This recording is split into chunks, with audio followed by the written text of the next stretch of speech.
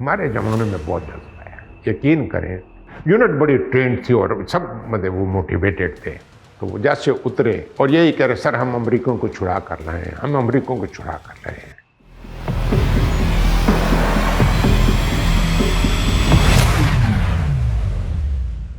میری پرانی unit 20 F M تھی، پھر جب میری پروموشن ہوئی تو میری پوسٹنگ 15 ایف ایم میں ہوئی، اور یہ میں تقریباً مارچ اپریل کی بات بتا رہا ہوں 93 کی۔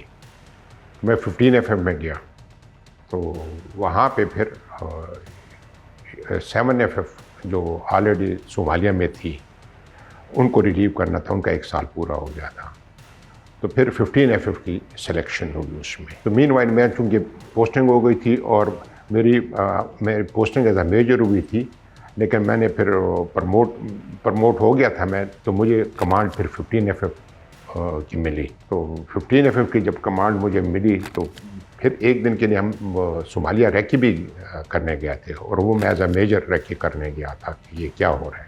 لیکن جب میں واپس آیا تو پھر 10 اگست کو مجھے رینک ملا، اور 24 اگست کو میں ملتان سے یونٹ کو پھر صومالیہ لے گیا تھا۔ یو این کا ایک بڑا کلیدی رول ہے کہ یو این پیس کیپنگ، کہ جہاں پہ آپس میں کوئی ملک میں لڑائی ہو جاتی ہے تو پھر یو این وہاں پہ فورس بھیجتی ہے پیس کیپنگ کے لیے، تاکہ جس طرح بھی صومالیہ میں تھا بہت زیادہ ایک قسم کی قحط بھی آ گئی تھی، مطلب ہے جب، تو پھر یو این نے یہ مشن بھیجا تھا، یونٹ ایف کا پہلے بھیجا تھا، پھر اس کے بعد یہ یونسوم 1 بنا، پھر یونسوم 2 بنا، تو میں پھر یونسوم 2 میں 93 میں گیا تھا، 24 اگست 1993 کو میں یونٹ لے کر گیا۔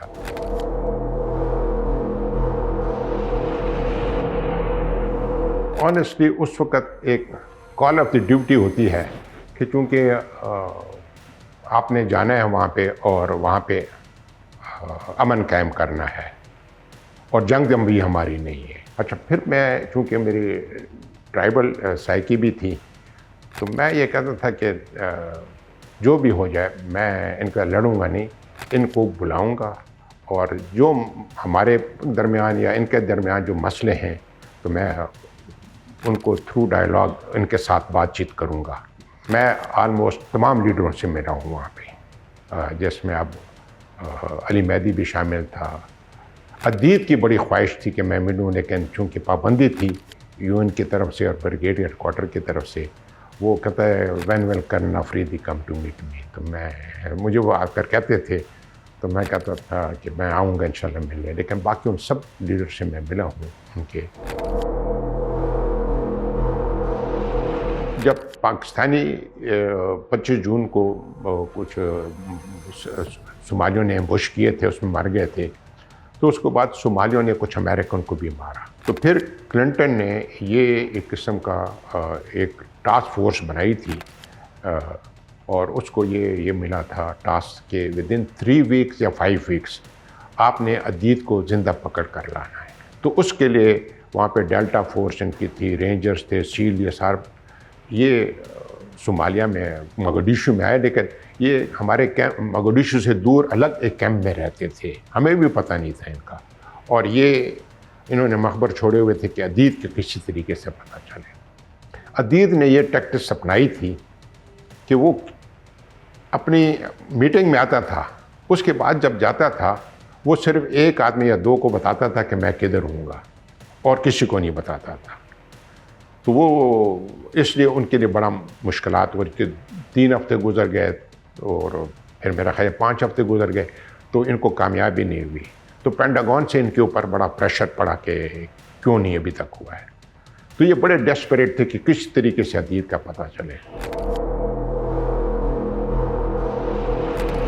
تو پھر ایک دفعہ یہ اولمپک ہوٹل میں ان کی میٹنگ چل رہی تھی، میرا خیال ہے کچھ، تو یہ آپریشن پھر انہوں نے 3 اکتوبر کو 3 بجے شروع کیا تھا، اور ہوٹل کے اوپر انہوں نے جیسے ہیلی کاپٹر، ان کا پلان یہ تھا کہ ہیلی کاپٹر سے جائیں گے، ریپیل کریں گے، ادھر سے اتریں گے اور روپ کے تھرو، اور عزیز کو پکڑ کر، اور ایک گراؤنڈ فورس جائے گی جس میں جب یہ لوگ پکڑ لیے جائیں گے تو ان کو کیونکہ پھر ہیلی کاپٹر، ان جو آدمی انہوں نے ہیلی کاپٹر سے نیچے روپ سے اتارے تھے ان کو بھی، اور جو آدمی پکڑ لیے ان کو بھی، یہ جو گراؤنڈ والی فورس جائے گی اس میں بٹھا کر لے آئیں گے۔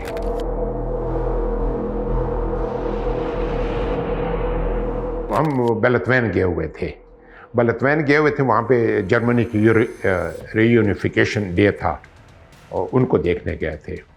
تو ہم شام کو پھر تقریباً 4:30-5 بجے جب واپس پہ لینڈ کیا تو آئی اسٹل ریمبر کہ جیسے میں اور کمانڈر ساتھ تھے تو پاک 1 بریگیڈ کمانڈر تھا، پاک 2 جو تھا ڈیپٹی فورس کمانڈر تھا۔ تو ڈیپٹی فورس کمانڈر اس کو کہتا ہے پاک 2 فار پاک 1، پاک 2 فار پاک 1۔ تو پاک 1 نے کہا پاک 1 گو ایڈ۔ تو جیسے کہ سر وہ پاک 2، سر وہ امریکن پھنس گئے، ہماری مدد، ٹینک مانگ رہے۔ اچانک ایسی بات کر دینا تو پاک 1 کو کہتا ہے کیا ڈیٹیلز ہیں، کیا انفارمیشن ہے؟ تو پاک 2 کہتا ہے کہ سر وہ ڈیٹیل نہیں بتا رہے اور ایسے پھنس گئے ہیں۔ تو میں ساتھ کھڑا تھا، تو مجھے بریگیڈ کمانڈر کہتا ہے، بریگیڈ اکرام، کہ you go and wait for my orders. پر جیسے میں آیا تو انہوں نے ہمیں آرڈر دیا کہ جو ٹینکس ہیں، 4 ٹینکس اور اپنی QRF یہ پورٹ پہ بھیج دو، اور باقی امریکن ادھر آئیں گے ان کے ساتھ کوآرڈینیشن کرنی ہے۔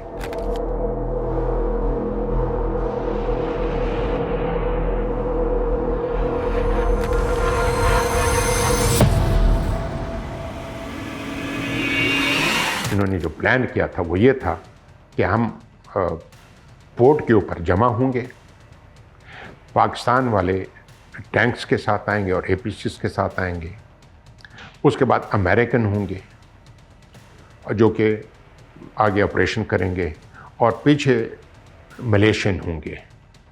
ملیشین سپاہی بھی آئے تھے لیکن ان کو پھر نکالے، انہوں نے کہا کہ اگر آپ لوگ گاڑیوں میں ہوں گے تو پھر اور جو ادھر سے لوگ آئیں گے وہ اس میں اکوموڈیٹ نہیں ہوں گے، تو آپ کے صرف ڈرائیور ہوگا اور گن جو مین ہوگا اور ایک آدمی کمانڈر اور ساتھ، 3 آدمی ہوں گے۔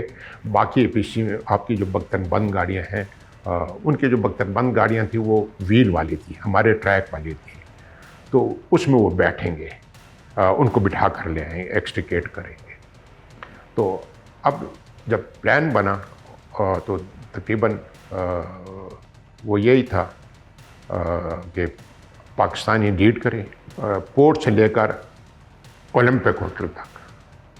اولمپک ہوٹل پہ پھر جب یہ ساری فورس پہنچ جائے گی تو پاکستانی وہاں سے ایک قسم کا فائر کریں گے لوگوں پہ، اور جس کو ہم فائر بیس کہتے ہیں اپنی لینگویج میں۔ اور باقی امریکن کی 2 ٹیمیں بن گئی تھی، ایک ٹیم نے جانا تھا نارتھ میں تاکہ ان کو چھڑا کر لیں، اور دوسری ٹیم نے جانا تھا ساؤتھ میں تاکہ ان کو چھڑا کر لیں۔ تو یہ پلان بنا تھا۔ اب میرے 15 F تھی تو میں نے اپنے جو QRF تھی تو بابر رائٹ پہ کھڑا تھا، باقی ٹروپس ایسے تھے۔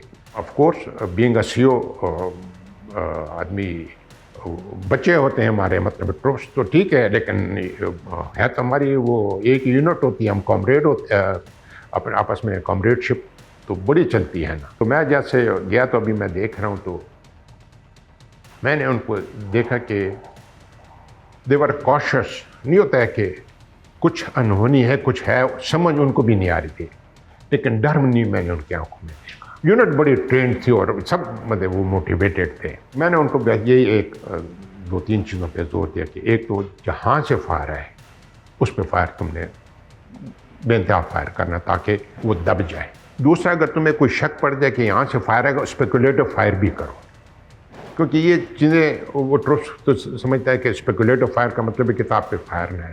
دوسرا میں نے کہا کہ ایمونیشن زیادہ ساتھ لے جاؤ تاکہ یہ نہ ہو، اور مطلب اور آخر میں جو میں نے ان کو کہا تھا کہ بچے جو بھی کچھ ہو جائے نا، لاش چھوڑ کے نہیں آنا ہے یا کوئی قیدی نہیں چھوڑ کر آنا ہے، کیونکہ وہ ایک اس طرح ایک اسٹگما لگ جاتا ہے کہ وہ ساری زندگی آپ دھو نہیں سکتے وار کا۔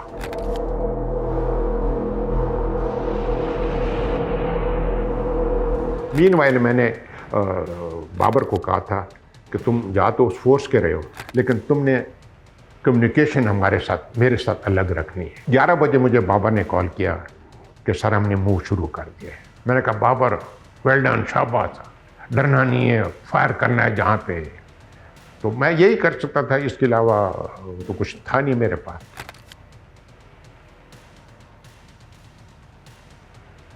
ساتھ جو تھا وہ ڈیوٹی پہ ایڈجوٹنٹ تھا، تو اس نے مجھے 6:30 بجے صبح رنگ کیا کہ سر وہ ایکسٹریکیٹ کر کے سب خیریت سے اسٹیڈیم پہنچ کے۔ میں نے کہا ویل ڈن۔ 8 ساڑھے 8 بجے دفتر آیا تو صبح میجر صاحب، ہمارا ایک روٹین ہوتا ہے کہ وہ سب سے پہلے جو آتا ہے صبح وہ آلو کے رپورٹ دیتے ہیں صبح میجر۔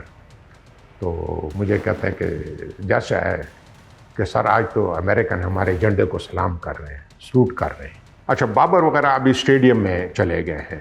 اسٹیڈیم میں جیسے یہ پہنچے ہیں تو ہیلی کاپٹرز آئے اور ان سب کو اٹھا کر لے گئے، جتنے بھی امریکنز تھے جو زخمی تھے یا ڈیڈ تھے سب کو لے گئے۔ انہوں نے کہا کہ دیر ول بی نو موو، تو بابر وغیرہ اسٹیڈیم میں رہ گئے، وہ واپس یونٹ میں نہیں آ سکتے تھے۔ تو تقریباً میں 10 بجے بریگیڈ ہیڈ کوارٹر میں گیا، ہماری کانفرنس ہوتی تھی۔ تو جیسے میں گیا مجھے پھر کہتے ہیں کہ 10 اے پی سیز کو اور 3 افسروں کو تیار کرو، جو مائیکل ہے اس کو ریسکیو کرنا ہے زندہ، جو انہوں نے پکڑا تھا پائلٹ کو۔ خیر ابھی میں واپس آ گیا، ہم ویٹ کر رہے ہیں کہ ابھی بتاتے ہیں۔ شام ہو گئی، مغرب ہو گئی، انہوں نے کہا نہیں، اسٹینڈ ڈاؤن ہو گئی۔ 4 کو تو وہ نہ آ سکے، تو پھر 5 کو وہ آئے بابر وغیرہ۔ اب جب بابر وغیرہ آتے ہیں تو میں نے ایک دم ان کو کہا کہ سب سے پہلے وہ میرے پاس آئیں گے۔ تو وہ جیسے اترے، جو ان کے چہرے جو تھے نا خوشی سے دھمک رہے تھے، چمک رہے تھے، اور کیا ان کے چہرے پہ مسکراہٹ اور خوشحالی تھی۔ وہ سین آنیسٹلی میرا خیال ہے کوئی بڑا پروڈیوسر بھی اس کو پکچرائز نہیں کر سکتا۔ اینڈ آئی اسٹل ریممبر کہ وہ اتر رہے ہیں اور خوشی ہے، اور یہی کہہ رہے سر ہم امریکوں کو چھڑا کر رہے ہیں، مطلب ہے ہمارا ایک سمپل سولجر جو اس کے لیے ٹرینڈ ہی نہیں ہے، یہ ان کا کام ہے ہی نہیں ہے، اور وہ چھوڑ کے لائیں امریکن کے ڈیلٹا فورس کو، سیل کو، رینجرز کو، ساری رات لڑ کر، یہ بھی نہیں کہ صرف گئے اور آئے ہیں، ہم سر امریکن کو چھڑا کے رہے ہیں۔ تو وہ ایک جو مجھے خوشی ہوئی، اور سب سے تو پھر میں نے سب سے باری باری ہر ایک سے وہ پوچھا کہ کیا ہوا، تو ہر ایک نے اپنی اپنی سٹوری بتائی، یعنی وہ پھر میں نے ان کو شاباش دے کر میں نے کہا چلو تم ابھی آرام کرو۔ اللہ تعالیٰ ہم پہ بہت مہربان تھا، پاکستان پہ بڑا مہربان تھا، پاک فوج پہ مہربان تھا، اور ہم پہ مہربان تھا کہ جو ہمیں اللہ تعالیٰ نے یہ عزت دی ہے۔ ادروائز یقین کریں کہ مجھے ابھی بھی یقین نہیں آ رہا ہے کہ یہ بچے کس طرح ہیں۔ ایک جوان کو یہاں پہ اسپلنٹر لگا، تو جب وہ آیا تو میں نے اس نے کہا اس کو اسپلنٹر لگا ہے، میں نے کہا جاؤ بچے اسپتال اس کو لے جاؤ۔ کہتے سر میں اسپتال نہیں جاؤں۔ میں نے کیوں؟ کہتے نہیں سر بس ٹھیک ہے، یہ نشان۔ اور ابھی بھی میں نے اس سے ٹیلی فون پہ بات کی ہے، تو میں نے اس سے پوچھا کہ وہ کدھر ہے؟ کہتا سر ابھی تک ادھر ہی ہے یہ اسپلنٹر۔ تو یہ ہمارے زمانے میں بہت جذبہ ہے، یقین کریں